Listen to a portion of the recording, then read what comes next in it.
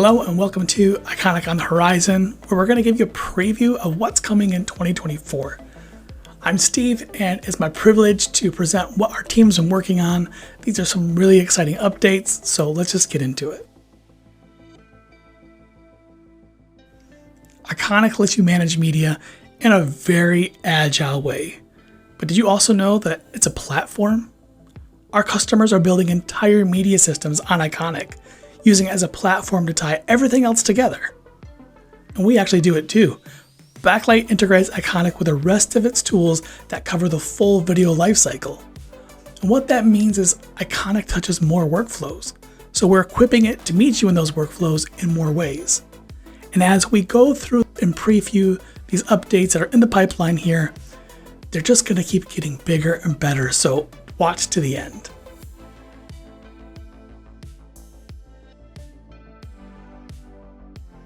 AI technology has brought us into some new territory, and honestly, it feels sometimes like it's the Wild West, but at Backlight, we're actually looking for opportunities where AI can simplify work and give humans more time to create.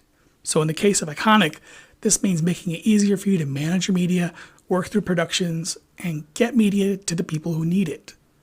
Now, we've done some of this already.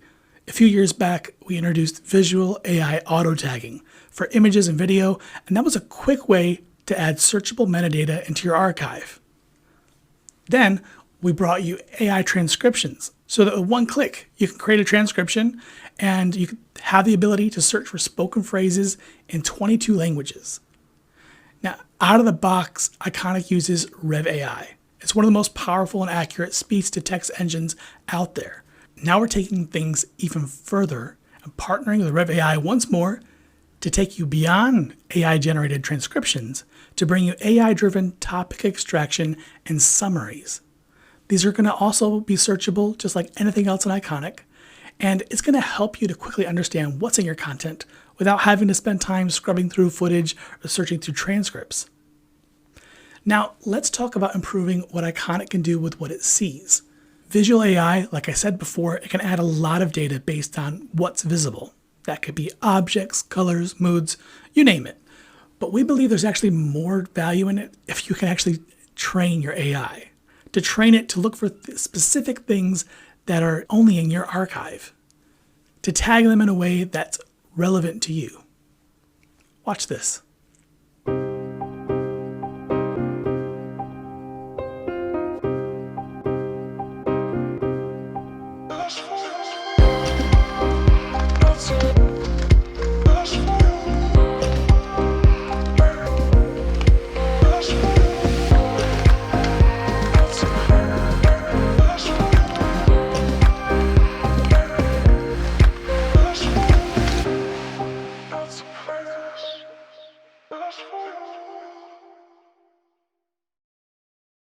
You can train Iconik to tag the people you need to find.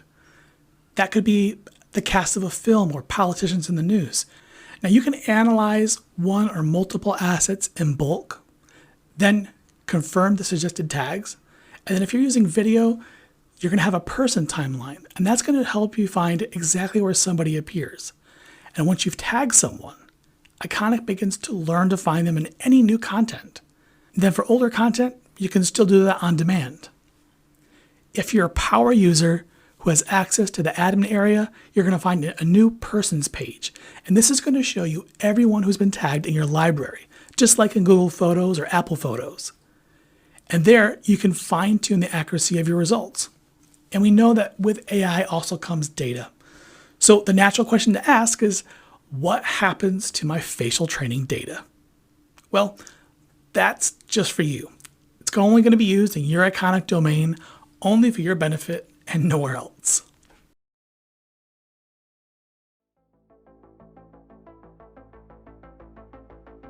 Okay, let's talk about media review. If you're creating media, it's probably so someone else can experience it. But if you've done the production process, you know that you and your team experience every part of it along the way as you're planning, discussing it, reviewing, and approving the work. And that's an experience that we actually want to make better. So Iconik Media Review is going to offer more clarity for reviews and client conversations around media. And the community has told us what they want, and we're really happy to actually share some of the things that are coming to the Iconik media player. Here's Chris to show you more.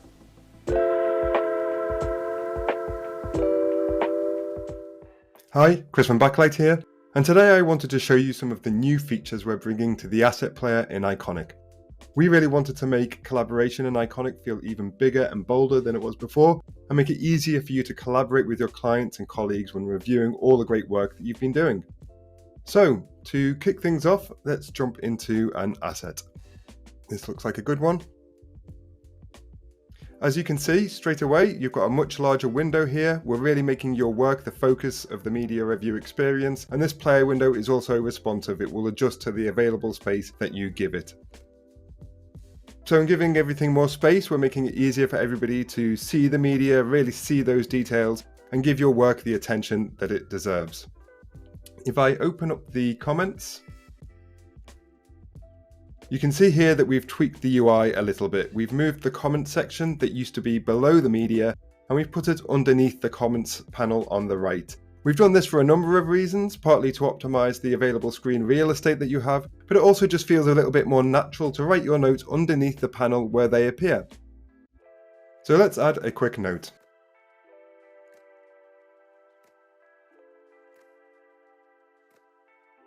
To put things into context, let's compare this against the old media player in Iconik. You can see here that the experience is much smaller. The comments bar takes up a whole bunch of space at the bottom there. And if we go back to the new player, everything is much bolder and your work really has much more focus.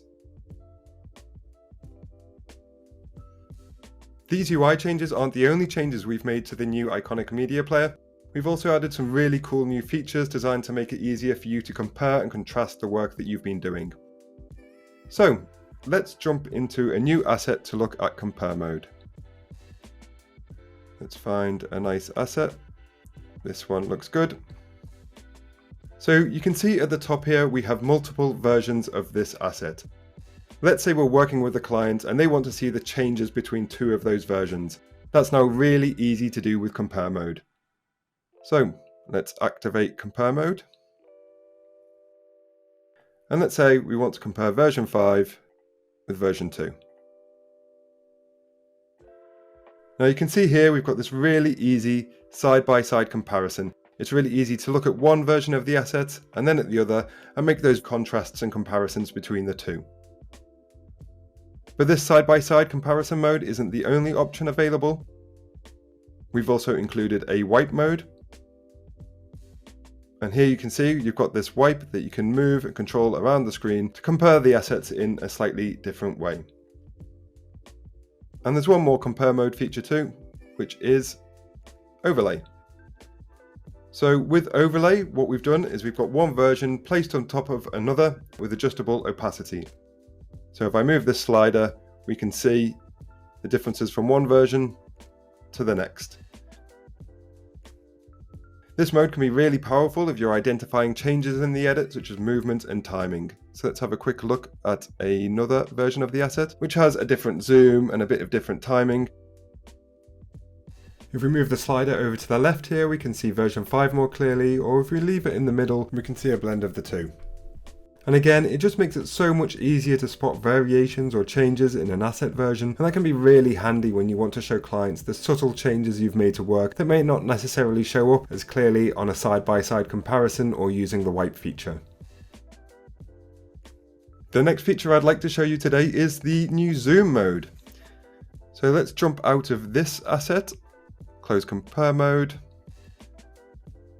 and let's have a look at this one here.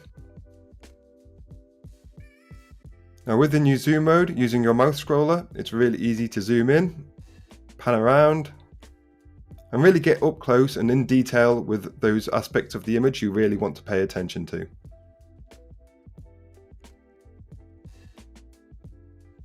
Let's say we want to add an annotation to this image. Let's add one now. You can see here we've also added some options to change line width. I'll use this one here for the time being. Let's pick the circle tool and a new color. And let's give this toucan a monocle. Now, if I zoom out or zoom in, you can see that the annotation stays locked in the right place and at the right scale. We've got some other zoom options down here. You can see we can toggle between fitting the media to the window, going to actual size, or using some of these preset zooms here. Let's jump back to actual size for a true 1:1 resolution. The next thing I'd like to show you today is dynamic watermarking. Iconik's new dynamic watermark overlay feature is designed to enhance the security of your shared video and image content by adding visible, personalized watermarks like the one you can see here. Of course, Iconik already offers many security features and limits access to assets with features like access control lists, but we wanted to take things one step further and offer even more solutions to secure your content against potential leaks. So, with Iconik's dynamic watermark overlay, you can now automatically apply this visible watermark to your videos and images when sharing them externally. And the watermark can include things like the recipient's email, IP address, and other identifying information, making it a powerful deterrent against unauthorized sharing. Now there's one more feature I wanted to show you today, and that is the new marker timeline lanes we've added to the Review Player UI. So to put this in context, let's have a look at the old UI again. Here at the bottom you can see the timeline representing comments made by users.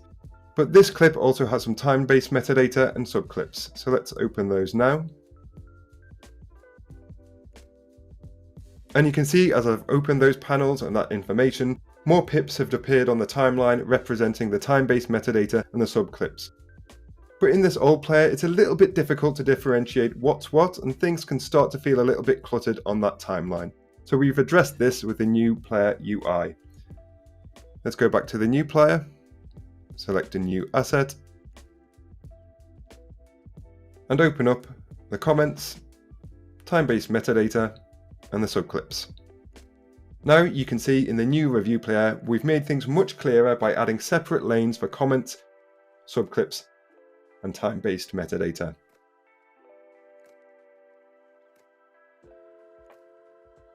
You can see how this makes it much easier to navigate your assets and see precisely what's been added and where on those assets.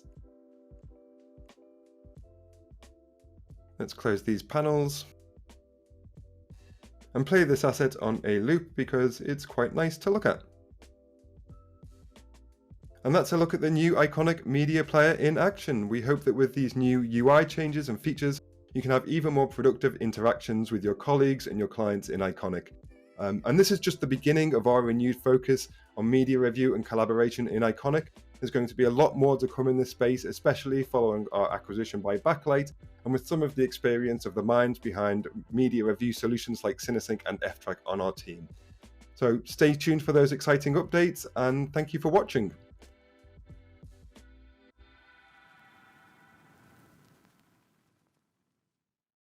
So far, we've announced that we're building our own AI tagging tools, and we're revamping our entire media player with some new review features. And I promised at the start that things are just going to get bigger. Remember that? So that brings us to our final feature preview.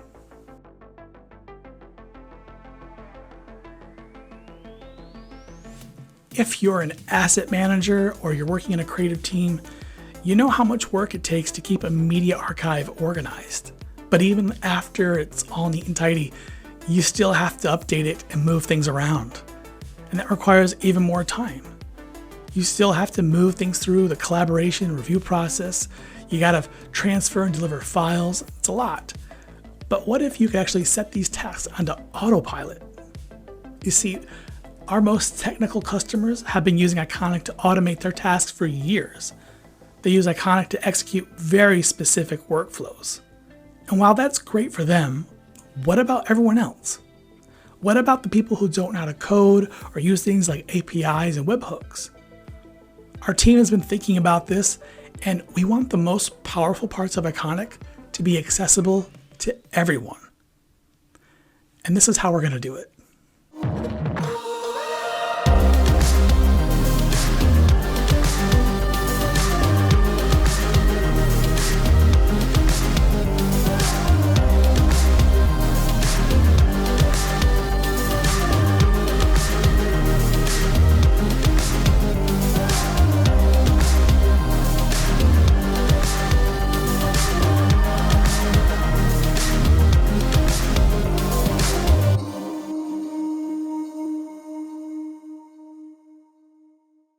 The Iconik automation engine is coming to do all of your grunt work for you by bringing powerful media management automation to everyone. With the automation engine, you're going to be able to easily set up and run automated media workflows via a no-code intuitive system so you can achieve more with less effort.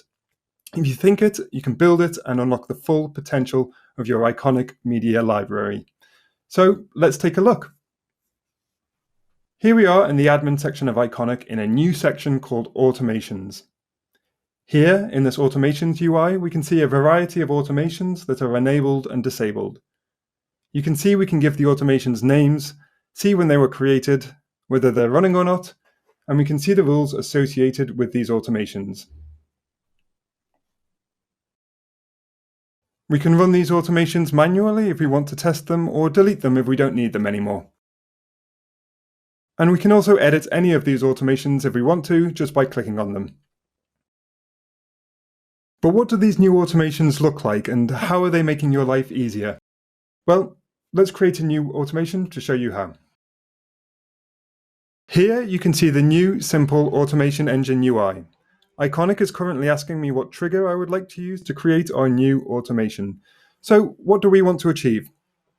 Let's say, for example, that we want to ensure that video assets shared via Iconik always have their original file also available in the cloud, but we don't want to have to do that original file upload manually every time an asset is shared.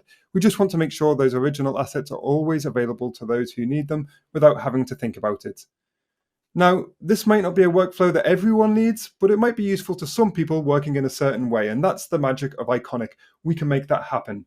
But with the automation engine, we can make it happen in an easier way than ever before.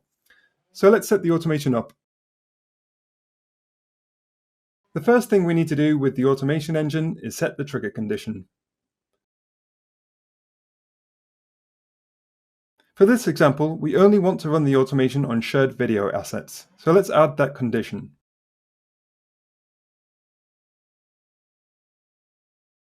And we only want to do this on the assets themselves, not for things like NLE projects or sequences, so let's make that clear. Now, let's add the action that we want to happen when the trigger occurs, and that would be the request of the original asset. And there we go. What we have built here in a few moments is an automation that will tell Iconik to upload an original file which only lives on an ISG up to cloud storage whenever a video asset is shared. Let's name this automation Upload on Share Request. And now there it is. The automation has been added to the list, ready to work on in Iconik with the rule described right here. And that's all there is to it. In a few minutes, we have that automation up and running with no need for code or API knowledge. We can click back into our new automation at any time to modify the settings and see the jobs running against the automation. And our standard jobs model in the admin section is where our automations will show up when they're running, so you can always stay on top of what's happening. Again, everything I've shown you today was all possible in Iconik before, but only if you had access and an understanding of the API. What we've introduced here is giving everyone this automation superpower so that they can dive right in and build these unique, efficient automations via this new intuitive interface. And the list of what you can do with this new workflow is huge. You could optimize storage by telling Iconik to automatically archive assets you don't actively use. You could automate transcriptions and metadata tagging when a new asset is uploaded. Or you could automatically update access control lists when metadata changes, or create edit proxies, or trigger transcodes. It's all up to you and your needs. With the automation engine, Iconik really does work harder for you. It's better equipping your team to tackle these complex media tasks, and you can do twice as much in half the time. You can enjoy tighter libraries, smoother operations, and a robust foundation for scaling up your project and business. And do all of that without piling more work on yourself. So we really can't wait to see what you start building with the Iconik automation engine.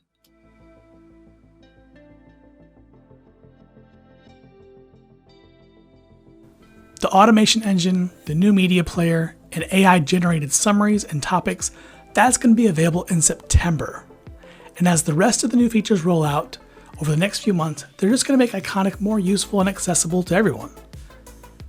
Our team will be in Amsterdam for the IBC show, to show and tell more about these things, you can come see us in Hall 1 or go to backlight.co and reserve a meeting with us on the showroom floor.